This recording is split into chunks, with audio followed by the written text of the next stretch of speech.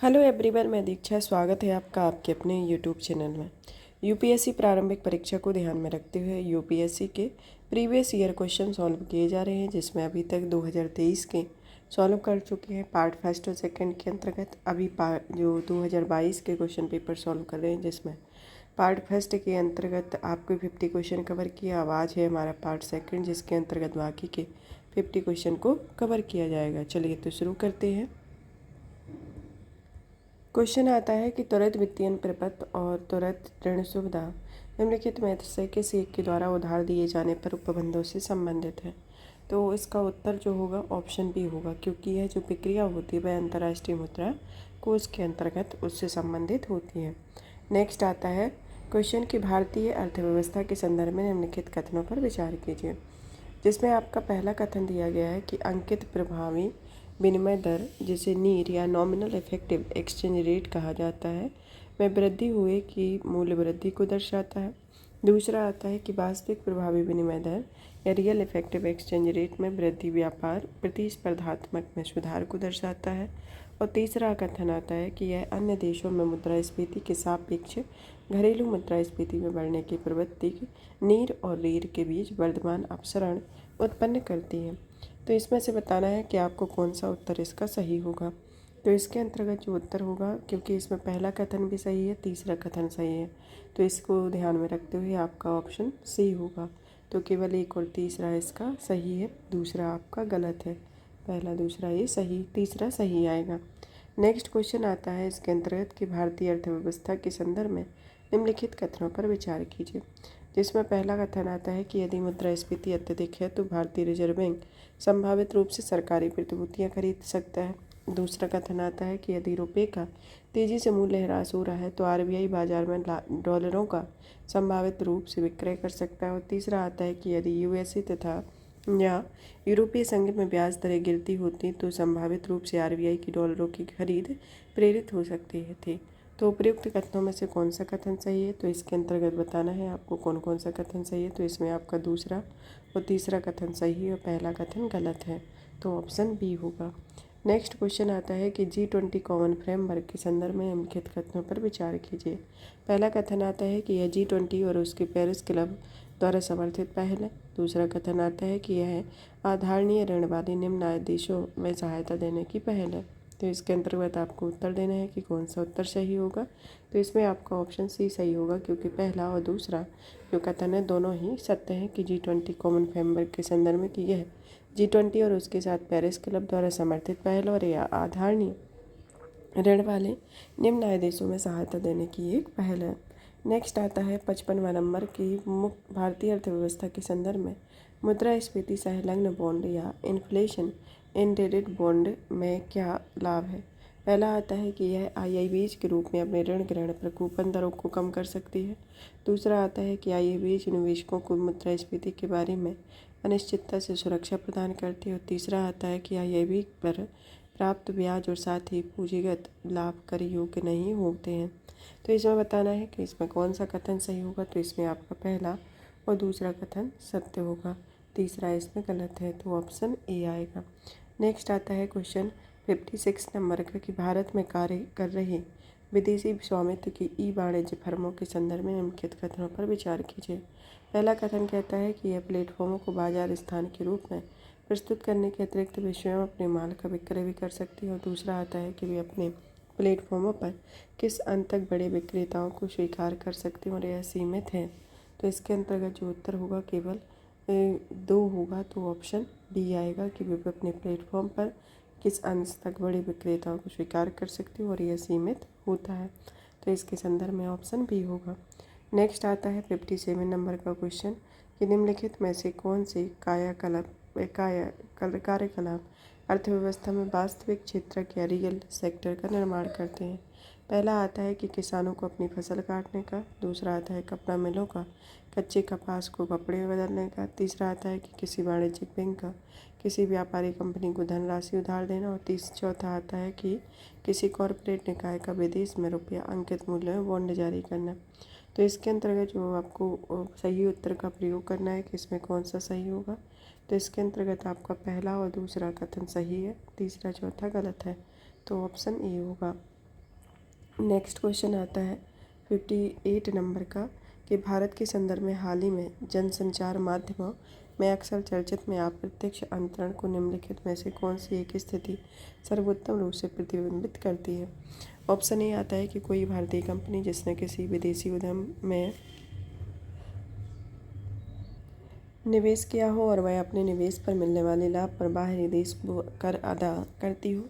दूसरा ऑप्शन भी आता है कि कोई कंपनी विदेशी कंपनी जिसने भारत में निवेश किया हो और अपने निवेश से मिलने वाले लाभ पर अपने आधारभूत देश को कर अदा करती हो।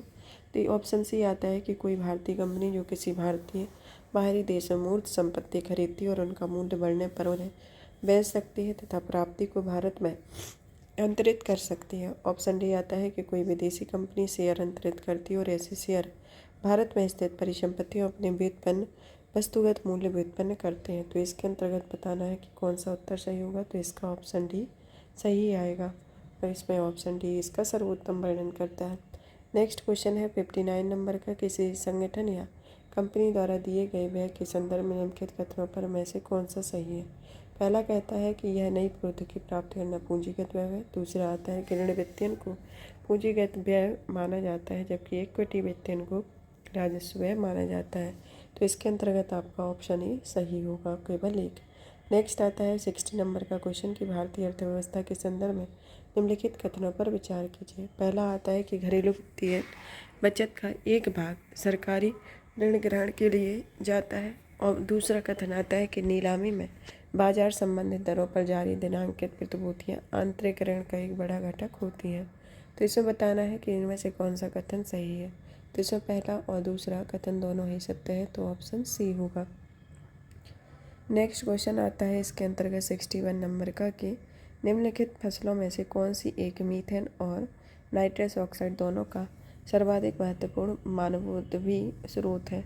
तो इसके अंतर्गत ऑप्शन ए आता है कपास, ऑप्शन बी धान, ऑप्शन सी गन्ना, ऑप्शन डी गेहूँ। तो इसमें ऑप्शन बी होगा, ये धान होगा। नेक्स्ट आता है कि कृषि की धान गहनता प्रणाली जिसमें धान के खेतों को बारी बारी से क्लेदन और शुष्कन किया जाता है, क्या परिणाम होता है।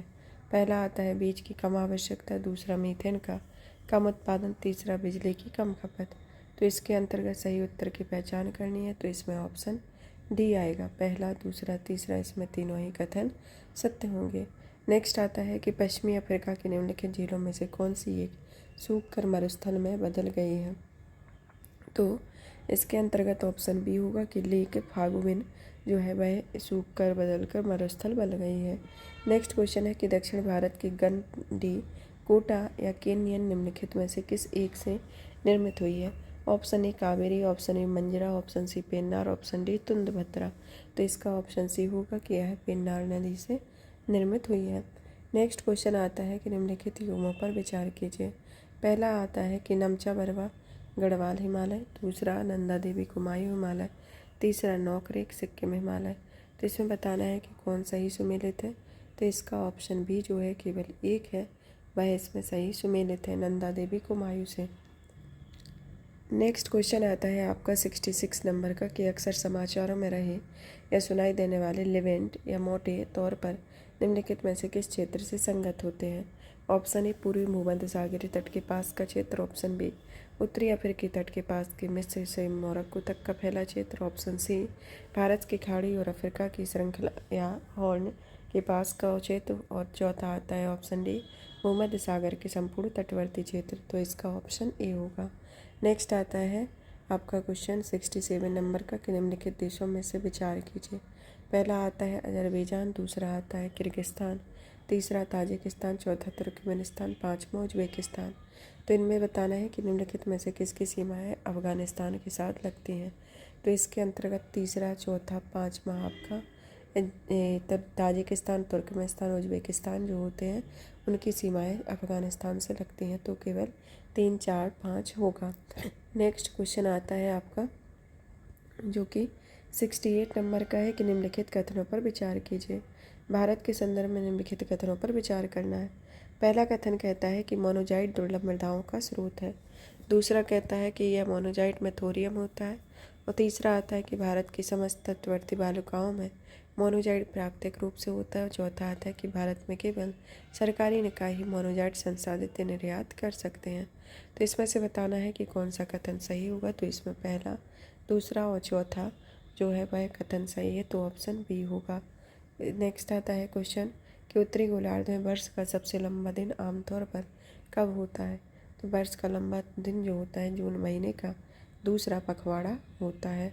तो वह वर्ष का लंबा दिन होता है। वर्ष का लंबा दिन कौन सा होता है? 21 जून होता है। नेक्स्ट आता है कि निम्नलिखित योगों पर विचार कीजिए। आर्द्रभूमि और अवस्थान दिए गए हैं, जिसमें होकिरा आर्द्रभूमि जो है वह किससे संबंधित? पंजाब से। रेणुका आर्द्रभूमि हिमाचल प्रदेश। रुद्रसागर झील त्रिपुरा। शस्ताकोटा झील तमिलनाडु। तो इसके अंतर्गत आपको बताना है कि कौन एक दूसरे से सुमेलित है। तो इसमें केवल 2 युग्म ही एक दूसरे से सुमेलित हैं और 2 इसमें गलत है। नेक्स्ट क्वेश्चन आता है 71 नंबर का कि निम्नलिखित कथनों पर विचार कीजिए। पहला कथन कहता है कि HN सान्याल समिति की रिपोर्ट के अनुसरण में न्यायमंडल की अवमानना का अधिकार अधिनियम 1971 पारित किया गया था। दूसरा कथन कहता है कि भारत का संविधान उच्चतम और उच्च न्यायालय को अपनी अवमानना के लिए दंड देने हेतु शक्ति प्रदान करता है। तीसरा आता है कि भारत का संविधान सिविल अवमानना और आपराधिक अवमानना को परिभाषित करता है। चौथा आता है कि भारत में न्यायालय की अवमानना के विषय में कानून बनाने के लिए शक्ति संसद में निहित है। तो इसके अंतर्गत बताना है कि आपका कौन कौन सा कथन सत्य है। तो इसमें आपका पहला, दूसरा और चौथा कथन सत्य है। तो इसमें आपका ऑप्शन बी होगा। 1, 2, 4 कथन सत्य है। दूसरा वाला जो तीसरा वाला कथन है वह गलत है। नेक्स्ट क्वेश्चन आता है कि भारत के संदर्भ में निम्नलिखित कथनों पर विचार कीजिए। पहला कथन कहता है कि सरकारी विधि अधिकारी और विधिक फर्म अधिवक्ता के रूप में मान्यता प्राप्त है, किंतु कॉर्पोरेट वकील और पेटेंट न्यायवादी अधिवक्ता की मान्यता से बाहर रखे गए हैं। दूसरा कथन आता है कि विविध परिषदों जैसे या बार कौंसिलों को विविध शिक्षा और विधि महाविद्यालयों की मान्यता के बारे में नियम अधिकृत करने की शक्ति है। तो इसके अंतर्गत बताना है कौन सा कथन सही है। तो इसमें आपका केवल दूसरा कथन सत्य है, तो ऑप्शन बी होगा। नेक्स्ट आता है 73 नंबर का क्वेश्चन कि निम्नलिखित कथनों पर विचार कीजिए। पहला कथन आता है कि किसी संविधान संशोधन विधेयक को भारत राष्ट्रपति की पूर्व सिफारिश पर अपेक्षा होती है। दूसरा कथन आता है कि जब राष्ट्रपति कोई संविधान संशोधन विधेयक भारत के राष्ट्रपति के समक्ष प्रस्तुत किया जाता है तो भारत के राष्ट्रपति के लिए यह बाध्यकारी है कि वह अनुमति दे।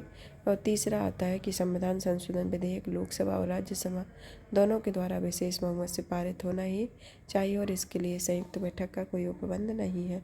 तो इसमें से कौन सा कथन सही है। तो इसके अंतर्गत आपका दूसरा और तीसरा कथन सही है, पहला वाला गलत है।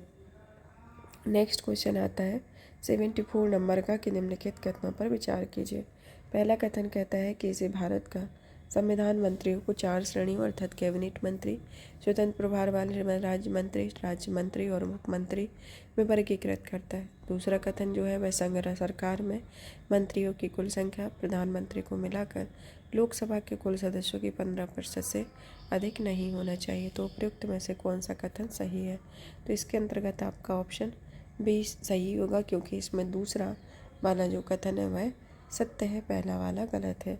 नेक्स्ट आता है इसके अंतर्गत क्वेश्चन कि निम्नलिखित में से कौन सी लोकसभा की शक्तियां हैं।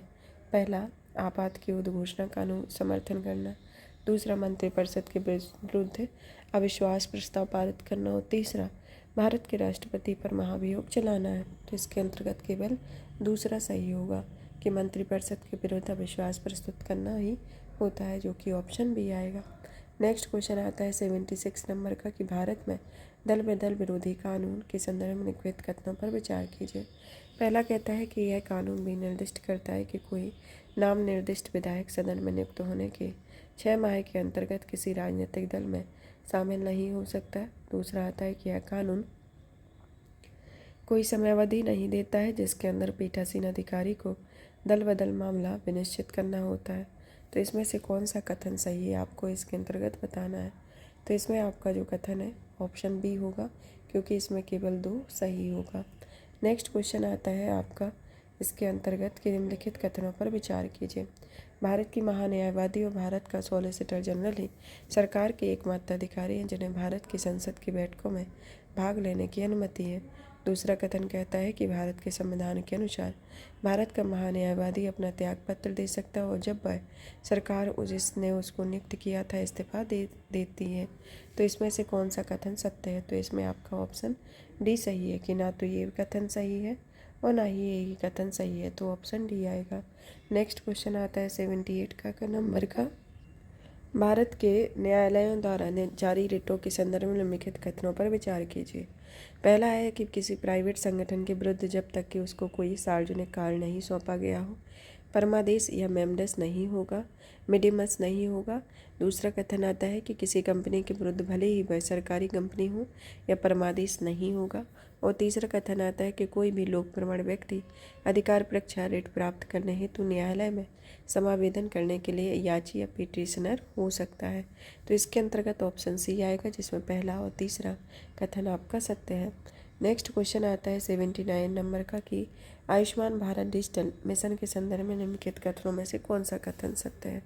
पहला आता है कि प्राइवेट अस्पतालों और सरकारी अस्पतालों को इसे अवश्य अपनाना चाहिए। दूसरा आता है कि इसका लक्ष्य सार्वजनिक स्वास्थ्य की सार्वजनिक व्याप्ति है, अंतोगत्य भारत के हर नागरिक को इसका हिस्सा होना चाहिए। तीसरा आता है कि यह पूरे देश में निर्बाध रूप से लागू किया जा सकता है। तो इसमें आपका पहला, दूसरा, तीसरा तीनों ही कथन सत्य है। नेक्स्ट आता है कि लोकसभा के उपाध्यक्ष के संदर्भ में निम्नलिखित कथनों पर विचार कीजिए। पहला कथन आता है कि लोकसभा की कार्य पद्धति और कार्य संचालन नियमों के अनुसार उपाध्यक्ष का निर्वाचन उस तारीख को होगा जो अध्यक्ष नियत करे। दूसरा आता है कि यह आज्ञापक प्रबंधक के लोकसभा के उपाध्यक्ष के रूप में किसी प्रतियोगी का निर्वाचन या तो मुख्य विपक्षी दल से या शासक दल से होगा। तीसरा आता है कि सदन की बैठक की अध्यक्षता करते समय उपाध्यक्ष की शक्ति वैसी ही होगी जैसे कि अध्यक्ष की और उसके विनिर्णयों के विरुद्ध कोई अपील नहीं हो सकती। चौथा आता है कि उपाध्यक्ष की नियुक्ति के बारे में सुस्थापित संसदीय पद्धति यह है कि प्रस्ताव अध्यक्ष द्वारा रखा जाता है और प्रधानमंत्री द्वारा विधिवत समर्थित होता है। तो इसके अंतर्गत आपका पहला और तीसरा जो कथन है वह सत्य है, दूसरा और चौथा आपका गलत है। तो ऑप्शन ए आएगा कि जिसमें पहला और तीसरा कथन सही है। नेक्स्ट क्वेश्चन आता है 81 नंबर का कि जलवायु कार्यवाही ट्रैकर या क्लाइमेट एक्शन ट्रैकर जो कि विभिन्न देशों में उत्सर्जन अपचयन के लिए दिए गए वचनों की निगरानी किया है। ऑप्शन ए आता है कि अनुसंधान संगठनों के गठबंधनों द्वारा निर्मित डेटाबेस। ऑप्शन बी आता है जलवायु परिवर्तन को अंतर्राष्ट्रीय पैनल का स्कंध या विंग। ऑप्शन सी आता है जलवायु परिवर्तन पर संयुक्त राष्ट्र ढांचा अभिसमय के अधीन समिति। ऑप्शन डी आता है कि संयुक्त राष्ट्र पर्यावरण कार्यक्रम और विश्व बैंक द्वारा संवर्धित वित्त पोषित एजेंसी। तो इसके अंतर्गत बताना है कौन सा उत्तर सही होगा। तो इसमें ऑप्शन ए आपका सही आएगा। नेक्स्ट क्वेश्चन आता है 82 नंबर का कि निम्नलिखित कथनों पर विचार कीजिए। पहला आता है कि जलवायु समूह एक अंतर्राष्ट्रीय गैर लाभकारी संगठन है जो बड़े नेटवर्क बनाकर जलवायु क्रिया को प्रेरित करता है और उन्हें चलाता है। दूसरा आता है कि अंतर्राष्ट्रीय ऊर्जा एजेंसी ने जलवायु समूह की भागीदारी में एक वैश्विक पहल प्रारंभ की है EP100 नाम की। तीसरा कथन आता है कि EP100 ऊर्जा दक्षता में नवप्रवर्तन को प्रेरित करने एवं उत्सर्जन न्यूनीकरण के लक्ष्यों को प्राप्त करने हेतु प्रतिस्पर्धात्मक बढ़ाने के लिए प्रतिबद्ध अग्रणी कंपनियों को साथ लाता है। चौथा आता है कि कुल भारतीय कंपनियां EP100 की सदस्य। और पाँचवा आता है कि अंतर्राष्ट्रीय ऊर्जा एजेंसी अंडर 2 कोएलिशन का सचिवालय है। तो इसके अंतर्गत बताना है कि कौन सा कथन सही होगा। तो इसमें आपका पहला, तीसरा और चौथा कथन सही है। तो ऑप्शन बी आएगा कि केवल 1, 3, 4 पहला, तीसरा और चौथा, जो कि अंतर्राष्ट्रीय समूह एक अंतर्राष्ट्रीय गैर लाभकारी संगठन है जो बड़े नेटवर्क बनाकर जलवायु क्रिया को प्रेरित करता है। और EP ऊर्जा दक्षता में नवप्रवर्तन को प्रेरित करने एवं उत्सर्जन न्यूनीकरण लक्ष्यों को प्राप्त करते हुए प्रतिस्पर्धात्मक बढ़ाने के लिए प्रतिबद्ध अग्रणी कंपनियों के साथ लाता है। और कुछ भारतीय कंपनियां EP100 की सदस्य हैं। तो इसके अंतर्गत पहला, तीसरा, चौथा होगा। नेक्स्ट आता है क्वेश्चन कि यदि वर्षा वन और उष्णकटिबंधीय वन पृथ्वी के फेफड़े हैं तो निश्चित ही आर्द्रभूमियाँ इनके गुर्दे की तरह काम करती हैं। तो निम्नलिखित में से आर्द्रभूमियों का कौन सा ही कार्य उपयुक्त कथन को सर्वोत्तम रूप से प्रतिबिंबित करता है? ऑप्शन ए आता है आर्द्रभूमि जल चक्र में सतही अपवाह और मृदा अवताह श्रवण और वाष्पन शामिल होता है। ऑप्शन बी में शैवालों से वह पोषक आधार बनता है जिन पर मत्स्य परसवाची, क्रिटेशियाई या मृदुकवची या मोलस्क पक्षी, सरीसृप और आदि स्तनधारी फलते फूलते हैं। ऑप्शन सी आता है कि आद्रभूम या अवसाद संतुलन और मृदा स्थिरीकरण बनाए रखने में महत्वपूर्ण भूमिका निभाती है। और ऑप्शन डी आता है कि जलीय पादप भारी धातुओं और पोषकों के आधिक्य को अवशोषित कर लेते हैं। तो इसके अंतर्गत आपको बताना है कि कौन सा उत्तर सही होगा। तो इसमें ऑप्शन सी आपका सही आएगा।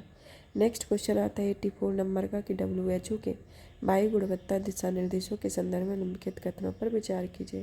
पहला कथन कहता है कि यह PM 2.5 को 24 घंटा मात्र 15 माइक्रोमिली प्रति मीटर क्यू से अधिक नहीं बढ़ना चाहिए और PM 2.5 का वार्षिक माध्य 5 माइक्रोग्राम प्रति मीटर क्यू से अधिक नहीं बढ़ना चाहिए।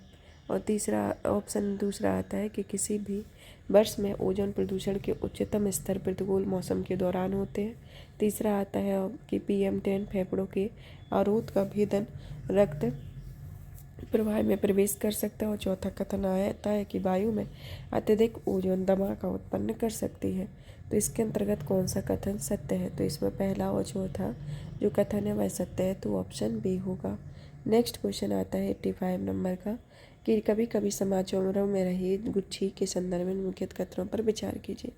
पहला आता है कि यह एक कवक है। दूसरा आता है कि यह कुछ हिमालयी वन क्षेत्रों में उगती है। तीसरा आता है कि उत्तर पूर्वी भारत के हिमालय की तलहटी में इसकी वाणिज्यिक रूप से खेती की जाती है। तो इसके अंतर्गत बताना है कि कौन सा कथन सत्य है। तो इसमें आपका पहला और दूसरा जो कथन है वह सत्य है, तो ऑप्शन सी होगा।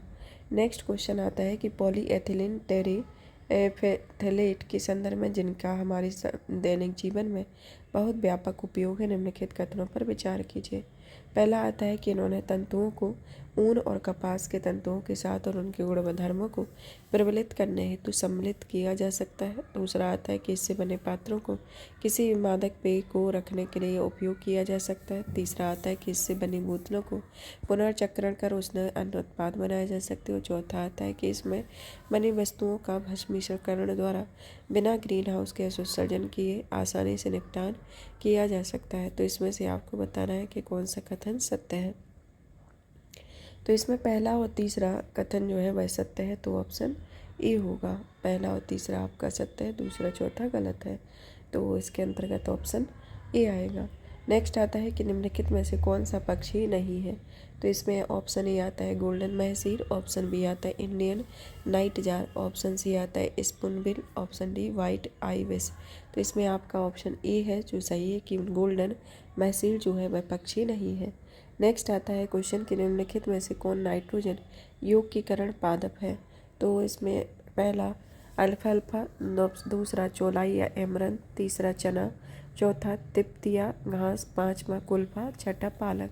तो इसमें से बताना है कौन सा सही है। तो इसमें पहला, तीसरा और चौथा जो है वह सही है, तो केवल एक हो, ऑप्शन ए होगा। नेक्स्ट आता है 89 नंबर का कि निम्नलिखित स्थितियों में से किस एक में जैव सेल प्रौद्योगिकी या वायु रोग टेक्नोलॉजी की बातें होती हैं। ऑप्शन ए क्षतिग्रस्त प्रवाल वृत्तियों या कोरल रीफ्स की बहाली, ऑप्शन बी पादप अपशिष्टों का प्रयोग कर भवन निर्माण सामग्री का विकास, ऑप्शन सी सेल गैस के अन्वेषण या निष्कर्षण के लिए क्षेत्रों की पहचान करना, ऑप्शन डी वनों या संरक्षित क्षेत्रों में जंगली पशुओं के लिए लवण लेहिकाएँ उपलब्ध कराना। तो इसके अंतर्गत ऑप्शन ए होगा, ऑप्शन ए आएगा। नेक्स्ट आता है कि मियावाकी पद्धति किसके लिए विख्यात है। तो मियावाकी पद्धति जो है वह शहरी क्षेत्रों में लघु वन के सृजन के लिए विख्यात है, तो ऑप्शन सी आएगा। नेक्स्ट क्वेश्चन आता है कि निम्नलिखित पर विचार कीजिए। पहला आता है कि आरोग्य सेतु, दूसरा कोविन, तीसरा डिजिलॉकर, चौथा दीक्षा। तो प्रयुक्त में से कौन ओपन सोर्स डिजिटल प्लेटफॉर्म पर बनाए गए हैं।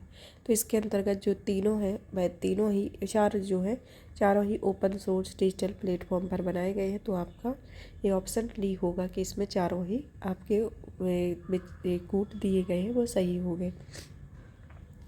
92 नंबर का क्वेश्चन आता है कि वेब 3.0 के संदर्भ में निम्नलिखित कथनों पर विचार कीजिए। पहला आता है कि वेब 3.0 प्रौद्योगिकी से व्यक्ति अपने स्वयं के आंकड़ों पर नियंत्रण कर सकते हैं। दूसरा आता है कि वेब 3.0 संसार में ब्लॉकचेन आधारित सामाजिक नेटवर्क हो सकते हैं। और तीसरा आता है कि वेब 3.0 किसी निगम द्वारा परिचालित होने की बजाय प्रयोक्ताओं द्वारा सामूहिक रूप से परिचालित किया जाता है। तो इसके अंतर्गत बताना है कि कौन सा कथन सही होगा। तो इसके अंतर्गत आपका जो ऑप्शन डी है वह सही होगा, क्योंकि इसमें तीनों ही कथन आपके सत्य है। नेक्स्ट क्वेश्चन आता है कि सॉफ्टवेयर सेवा के रूप में निम्नलिखित कथनों पर विचार कीजिए। पहला कथन आता है कि यह सॉफ्टवेयर एज आ सर्विस या सास कार्यक्रयकर्ता प्रयोक्ता अंतःपृष्ठ को अपनी आवश्यकता अनुसार निर्धारित कर आंकड़ों के क्षेत्र में बदलाव कर सकते हैं। SaaS प्रयोक्ता अपनी चल युक्त मोबाइल डिवाइसेस के माध्यम से अपने आंकड़ों का तक पहुँच बना सकते हैं। और तीसरा आउटलुक हॉटमेल और याहू मेल सास के रूप में होते हैं। तो आपको बताना है कि इनमें से कौन सा कथन सत्य है। तो इसके अंतर्गत जो सत्य कथन आता है वह ऑप्शन डी होगा, क्योंकि पहला, दूसरा, तीसरा इसमें तीनों ही सत्य है। नेक्स्ट क्वेश्चन आता है 94 नंबर का कि निम्नलिखित में से कौन सा एक जनसंचार माध्यमों में बहुचर्चित प्रभाजी कक्षी है बमबारी प्रणाली के आधारभूत विचार की सर्वोत्तम रूप से प्रतिबिंबित करता है। ऑप्शन ए आता है अंतरिक्ष में अतिध्वनिक मिसाइल का प्रमोशन पृथ्वी की तरफ बढ़ते हुए क्षुद्र ग्रह का सामना कर उसका अंतरिक्ष में ही विस्फोटन कराने के लिए किया जाता है। ऑप्शन बी आता है कि कोई अंतरिक्ष यान अनेक कक्षीय गतियों के बाद किसी अन्य ग्रह पर उतरता है। ऑप्शन सी आता है कि कोई मिसाइल पृथ्वी के परितः किसी स्थिर कक्षा में स्थापित किया जाता है और वह पृथ्वी पर किसी लक्ष्य के रूप में कक्षा को त्यागता है। ऑप्शन डी आता है कि कोई अंतरिक्ष यान किसी धूमकेतु के साथ साथ उसी चाल से चलते हुए उसके पृष्ठ पर एक संपरीक्षित स्थापित करता है। तो आपको बताना है कि इनमें से कौन सा सही होगा। तो इसके अंतर्गत आपका ऑप्शन सी होगा कि यह कोई मिसाइल पृथ्वी के परितः किसी स्थिर कक्षा में स्थापित किया जाता है और वह पृथ्वी पर किसी लक्ष्य के ऊपर कक्षा में को त्यागता है। तो ऑप्शन सी आएगा। नेक्स्ट क्वेश्चन आता है कि क्यूबिट शब्द का उल्लेख निम्नलिखित में से किसके प्रसंग में होता है। तो इसमें क्वांटम संगणक के लिए क्यूबिट शब्द का प्रयोग किया जाता है। नेक्स्ट क्वेश्चन आता है 96 नंबर का कि निम्नलिखित में से संचार प्रौद्योगिकियों पर विचार कीजिए। पहला आता है कि निकट परिपथ टेलीविजन, दूसरा रेडियो आवृत्ति निर्धारण, तीसरा बेतार स्थानीय क्षेत्र नेटवर्क। तो उपयुक्त में से कौन लघु परास युक्तियाँ या प्रौद्योगिकियाँ मानी जाती है। तो इसमें केवल एक होगा कि सी होगा, क्योंकि पहला और तीसरा जो है वह इसके अंतर्गत माना जाता है।